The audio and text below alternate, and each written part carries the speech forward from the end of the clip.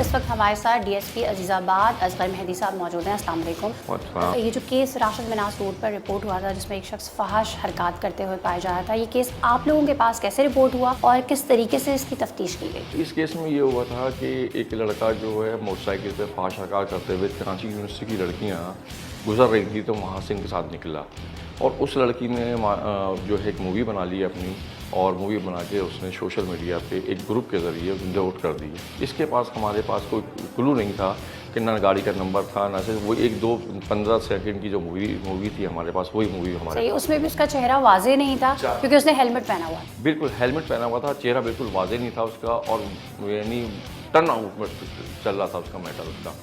उसके बाद वहाँ से निकलते निकलते वो वहाँ निकला है और लड़की की गाड़ी जो है स्पोर्ट कॉम्प्लेक्स से आगे मुड़ गई है और ये आगे कहीं निकल गया था।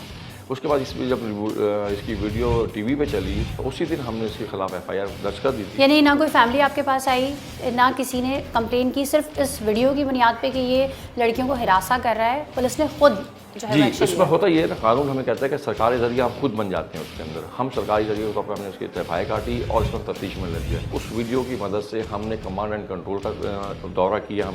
हम वहाँ तकरीबन समझे कि हम 10 बजे से जो 4 बजे से हम वहाँ बैठते थे, रात को 11-12 बजे 2 बज जाते थे। फिर दूसरे दिन हम जाके बैठते थे कि ये बंदा कहाँ से वहाँ मूव हुआ है। तमाम वीडियोस की मॉनिटरिंग होती थी प्रॉपर? बिल्कुल बाकायदा होती थी और उन्हीं रास्तों पे होती थी? बिल्कुल 3 रास्ते होते थे हमारे। एक इम्तियाज से आने वाला रास्ता होता था हमारे पास, एक जो जहाँ के कमांड एंड कंट्रोल कैमरे लगे हुए होते थे उनकी मदद से हम कर रहे थे।